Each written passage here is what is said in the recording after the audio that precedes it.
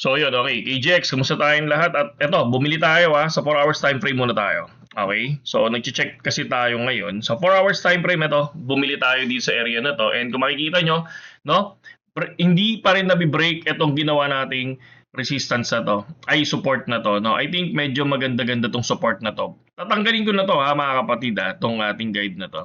So kasi gusto kong muna bumuo ng candle ng weekend, tulad ng sinabi ko, Friday, Saturday, Sunday, no? Yan yung magandang buuin, parang yung ganito, yung nangyaring ganyan, no? So pwede tayong bumuo muna niyan kasi for me, ako, kung ikaw ay trader ka na medyo low risk, ganyan yung ginagawa nila, no? Bumubuo muna bago mag-entry, no? So ngayon, ang titingnan natin dito so far, okay to, nag-buy tayo. And dito sa area na to, kung mapapansin nyo, si BlackRock bumili siya ng Ethereum na worth 30 million. Kaya lang, si Fidelity nagbenta ng worth 115 million sa Ethereum. Okay, kaya outflow tayo ng 90.94 million dito sa spot ETH, no, ETF. And sa Bitcoin naman, kung mapapansin natin, negative 227, pero nagbenta si BlackRock din. No, nagbenta si BlackRock, nagbenta si Fidelity, nagbenta si Grayscale.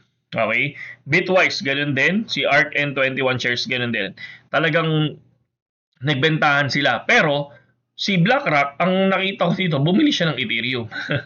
Di ba? Kaya lang si Fidelity, ang laki na binenta na Ethereum. Okay? So, hindi natin alam kung ano yung nangyayari dito ngayon. Pero, I think, yung nakaraan kasi, kung titingnan nyo yung insider na nangyari, 'di ba, bago mag-dump yung market nung nakaraan ng 73.7 to 70, parang ganon, to 70, 'di ba, nakita nyo nag-short yung insider na naman. So hindi natin alam kung insider ba ni President Donald Trump yon sa Malacanang. Yung iba sinasabi si anak ni Donald Trump, no? So pero sila, pag nakita nyo nag-short yun, nakikita nyo talaga bumabagsak yung market. Pag nakita nyo nag-long yun, umaangat talaga yung market. Grabe, no?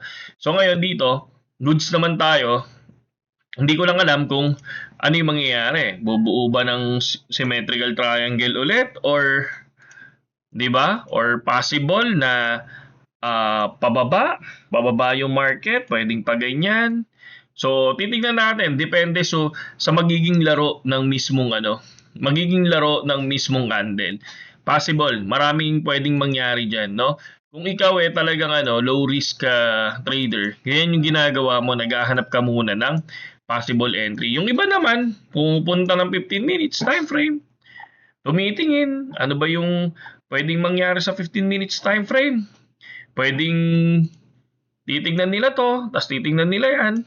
So pagka lumagpas dyan sa area na yan, or pag na-break yan, possible dun sila papasok. Minsan may mga ganun tendency. Ganun din dito. Minsan, hahanap sila ng pwedeng pag-entryhan. So, minsan pipilitin nila yung graph. Minsan dito sila pumapasok. Ganun. Pag meme coins, dito pumapasok. Pag low market cap, pumupunta sa low frame, no? Pero ako lagi sa 4 hours time frame lang ako. Kasi kung titingnan nyo, ang ganda naman ng entry point.